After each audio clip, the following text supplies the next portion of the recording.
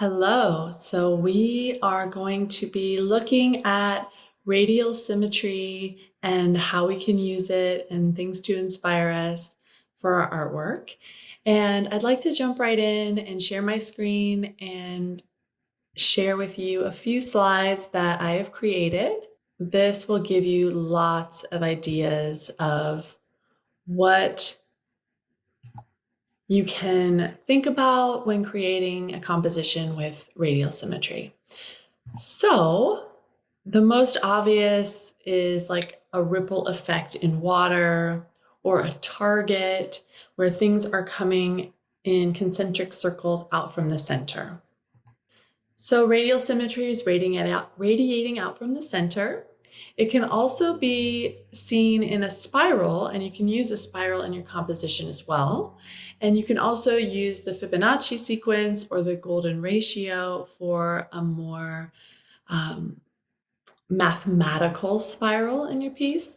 But generally, adding radial symmetry is really pleasing to the eye for your compositions and as using elements of them in your work.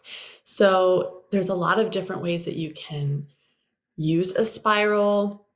So here are just a few examples of how the spiral could be used as a structural element to then create your composition from.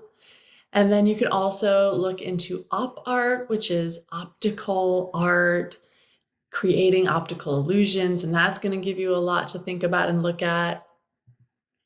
And here is some land art by Robert Smithson called The Spiral Jetty, just natural materials using this really beautiful symbol. I mean, the spiral itself is such a great symbol. So mandala means circle in Sanskrit and is used as a form of meditation. And there are just limitless ways you can create a mandala. And it really is quite a beautiful way to create a meditative experience, combining radial symmetry and repetition. So we did that exercise with pattern making. And so you can implement some of the things you learned there into a mandala using some of your symbols. And then the symbol can also be its own element, and you can add things that have radial symmetry to it, like these two examples. So the mandala or the radial symmetry doesn't have to take up the entire page. It can just be part of the overall composition. And that's what I do in the piece that I share in the studio portion of this lesson. Another great inspiration is the dream catcher. And I found a beautiful tree of life dream catcher macrame that really radiates in some areas and other areas is linear. And dream catchers are a part of Native American culture. So you can also look into different cultures and find certain ways that people are using imagery from their culture and mixing it with radial symmetry. So you have a beautiful example of sacred geometry used with other elements and symbols.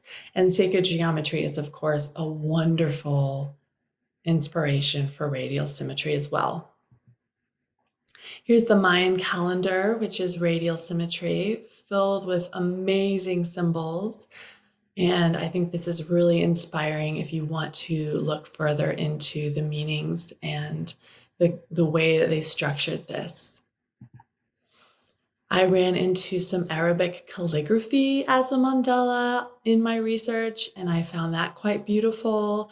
And just the idea of alphabet, text, graffiti, calligraphy to create some sort of a radial symmetry is also very interesting to think about.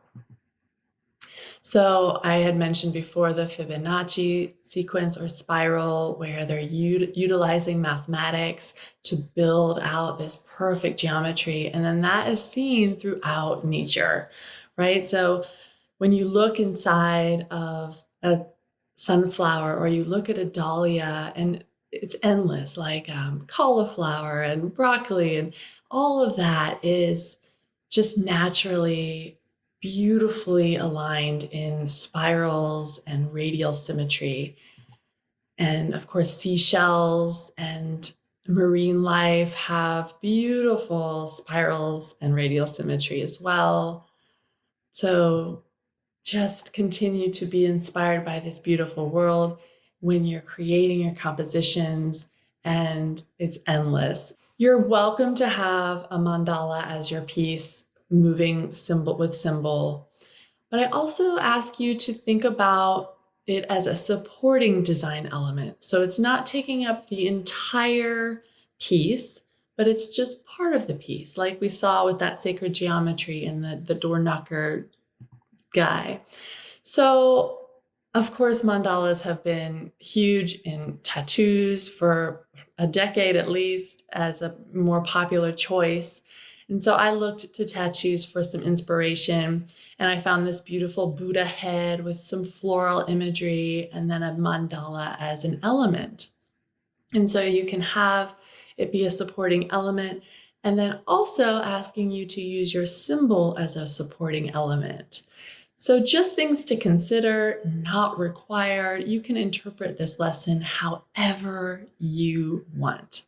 The piece on the left is by an incredible artist called Hilary Jane. She's one of my favorite artists, also a tattoo artist.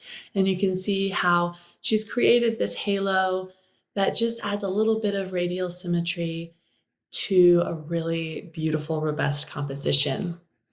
And then lastly, looking at henna for inspiration in your radial symmetry. So I invite you to make sketches using spirals or targets or Fibonacci sequences as structural lines. And then you can merge other compositional elements with symbols and maybe even other things and create a beautiful meditative practice. So enjoy this lesson, and I invite you to find your own coherence practice before you get started on creating your piece, and then allow the creation of the work to become meditative for you with your breath and your intention.